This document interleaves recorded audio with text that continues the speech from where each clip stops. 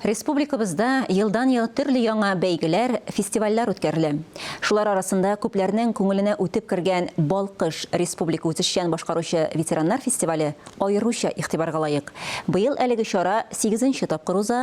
Бу көннәрдә Габдулла Тукай исемендәге Татар дәүләт филармониясында ветераннар фестиваленең беренче гала концерты булып узды. Иң матур чыгышларны Фәннур Хәсәнов та күреп кайтты.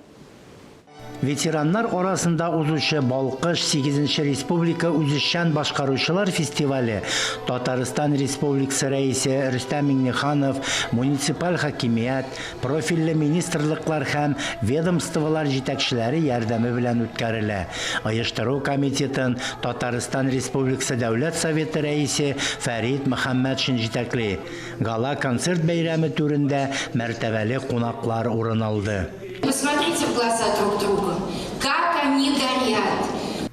Фестиваль быел 8-нче мәртәбә узды һәм ул биек җиңүнең 79 еллыгына багышланды. Балкыш фестивале 3 этапта оештырылды. Татарстанның һәр районын кылачлады. Бу хәрәкәткә меңләгән өлкән яшьтәге кеше кушылды. Мондый күркәм бәйрәм ул өлкәннәрнең менә яшәргә бер этәреше. Ул яшәү дәрте бирә, яшәү көче бирә аларга. Бу өлкәннәрнең үзләренең яшәүчләрен арттыру, яшәүчән көчәйтү дигән сүз.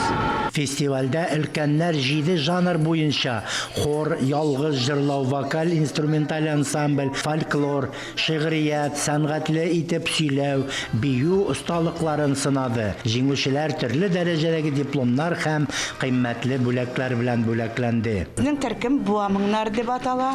Без оешканга 5 ел булды быел. Балкыш фестиваленә без 3-нче ел, 3-нче мәртәбә катнашабыз. Такое желание от души исполнить песню. Бөек җиңүнең 79 еллыгы якынлаша. Бик зур бәйрәм безнең илебез өчен.